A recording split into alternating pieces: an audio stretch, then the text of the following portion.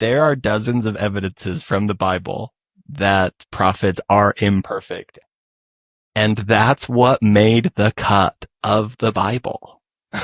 Like, they weren't writing down the fact that Moses didn't know how to put out a fire. You'd think they would edit that out. Like, they didn't write that stuff down. Yeah. You know, like they sort of just like left out because it was irrelevant and it didn't matter for people's salvation. But they left out the fact that like Peter, he had like a sailor's mouth. I don't know if he did, but he could have, you know, like we don't know any of this stuff about him. He's a sailor. He was a sailor. But you know what I mean? That's really interesting because if like we have so much information on Joseph Smith, volumes and volumes and volumes, and even more information on prophets since then. So there's just like, you can tear apart every minuscule aspect of their life.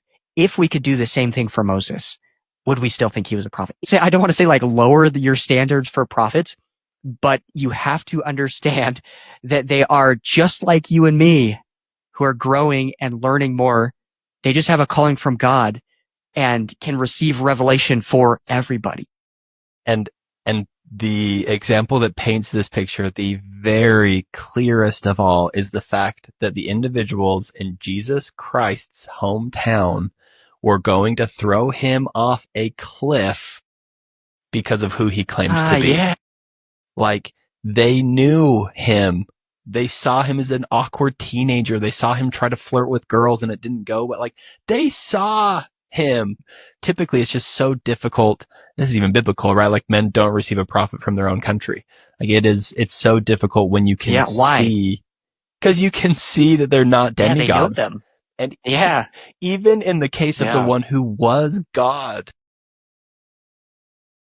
they were going to throw him off a cliff. Like, it still wasn't good enough. It still wasn't good enough because whatever awkwardness they saw as a teenager or whatever, I don't know. Well, he's picking his nose in primary class. Sure. He's hitting girls in the face in dodgeball.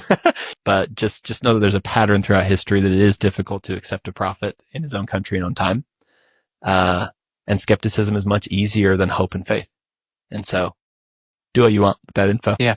So we would submit and put forth that there are prophets of God who walk the earth today, like Moses, and we've got access to their lives. And when I apply their teachings into my life gets better and I get closer to Jesus Christ.